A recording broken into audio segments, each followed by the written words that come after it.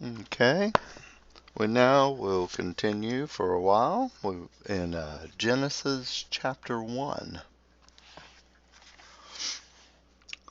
In the beginning, God created the heavens and the earth. The earth was without form and void, and darkness was on the face of the deep. And the Spirit of God was hovering over the face of the waters.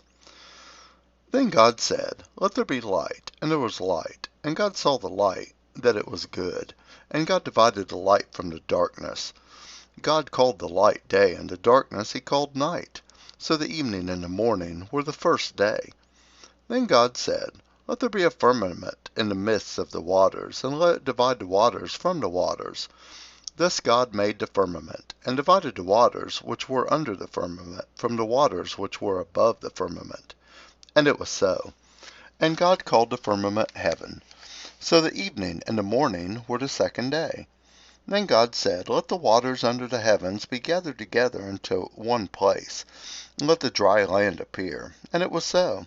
And God called the dry land earth, and the gathering together of the waters he called seas. And God saw that it was good. Then God said, "Let the earth bring forth grass, the herb that yields seed, and the fruit tree that yields fruit according to its kind, whose seed is in itself on the earth." And it was so. And the earth brought forth grass, the herb that yields seed according to its kind, and the tree that yields fruit, whose seed is in itself according to its kind. And God saw that it was good. So the evening and the morning were the third day.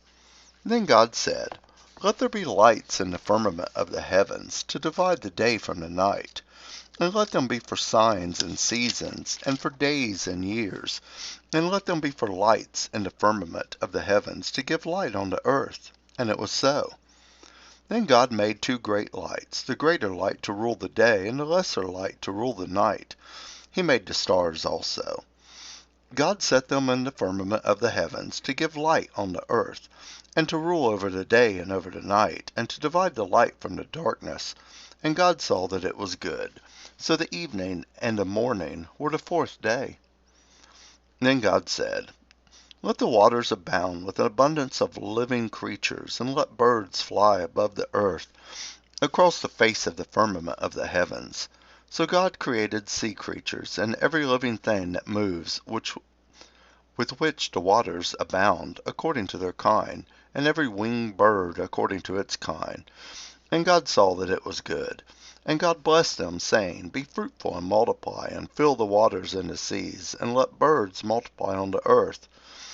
So the evening and the morning were the fifth day.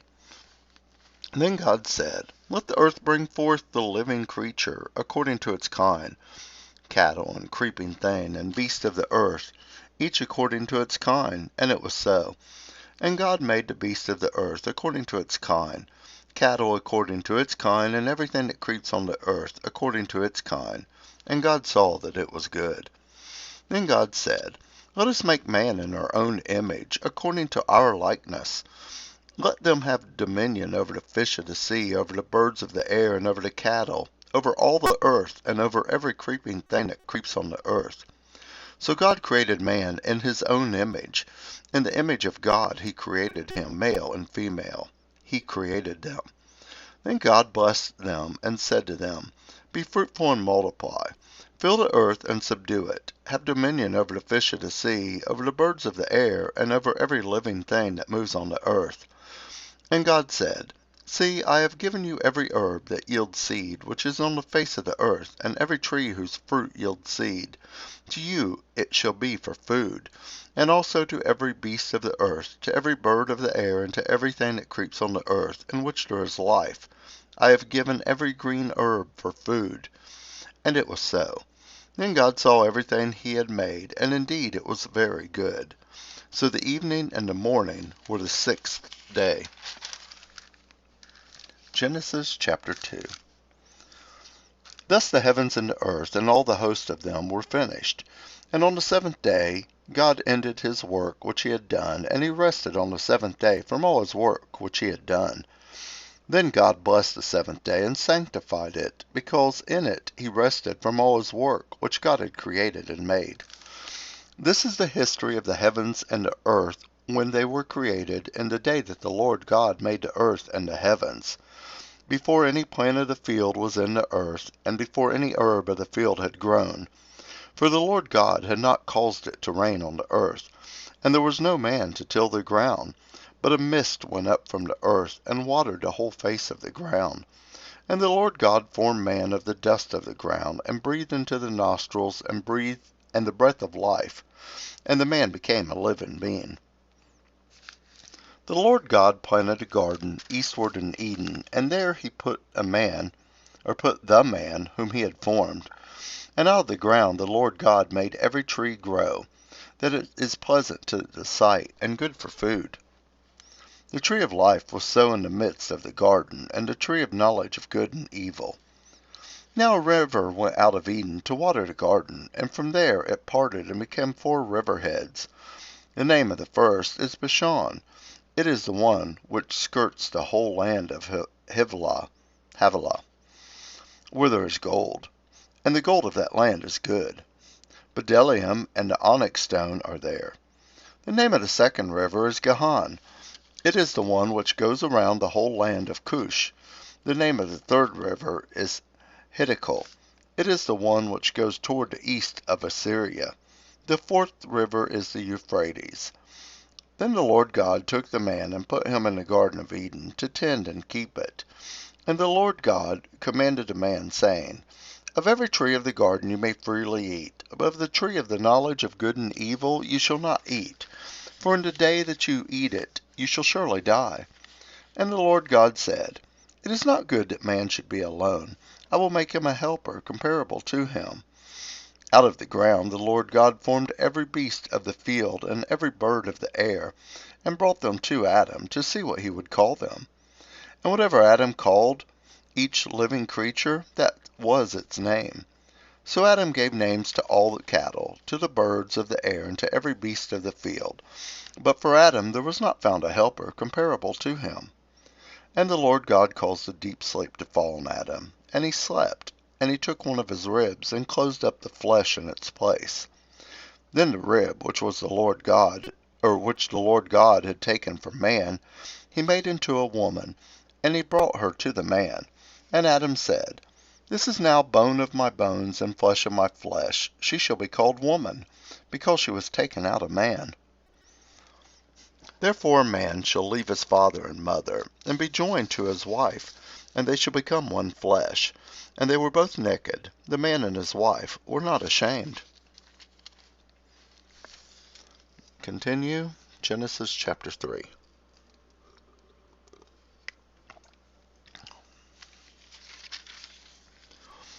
Now the serpent was more cunning than any beast of the field which the Lord God had made.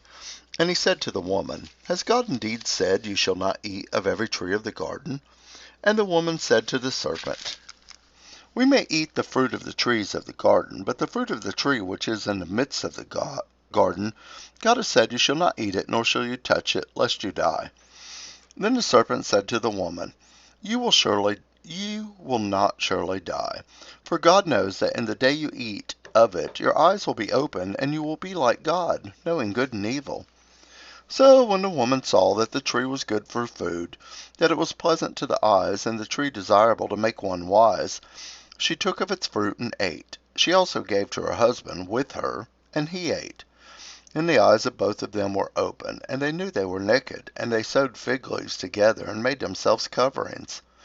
And they heard the sound of the Lord God walking in the garden in the cool of the day, and Adam and his wife hid themselves from the presence of the Lord God among the trees of the garden.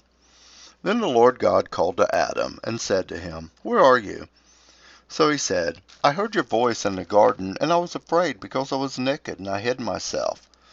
And he said, Who told you that you were naked? Have you eaten from the tree of which I commanded you that you should not eat? Then the man said, The woman whom you gave to be with me, she gave me of the tree, and I ate. And the Lord God said to the woman, What is this you have done? The woman said, The serpent deceived me, and I ate. So the Lord God said to the serpent, Because you have done this, you are cursed more than all cattle, and more than every beast of the field. On your belly you shall go, and you shall eat dust all the days of your life, and I will put enmity between you and the woman, and between your seed and her seed. He shall bruise your head, and you shall bruise his heel." To the woman he said, "I will greatly multiply your sorrow, and your conception and pain you shall bring forth children. Your desire shall be for your husband, and he shall rule over you." Then to Adam he said, "Because you have heeded the voice of your wife, and have eaten from the tree of which I commanded you, saying, You shall not eat of it, cursed is the ground for your sake. In toil you shall eat of it all the days of your life. Both thorns and thistles it shall bring forth for you, and you shall eat the herb of the field.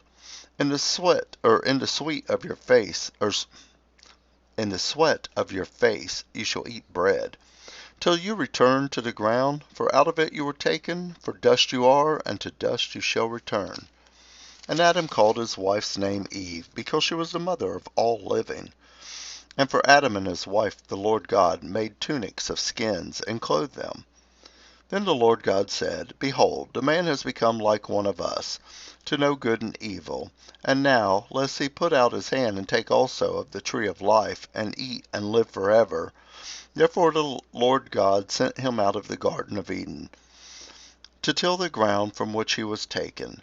So he drove out the man, and he placed cherubim at the east of the Garden of Eden, and a flaming sword which turned every way to guard the way to the tree of life." That we will stop at chapter 4.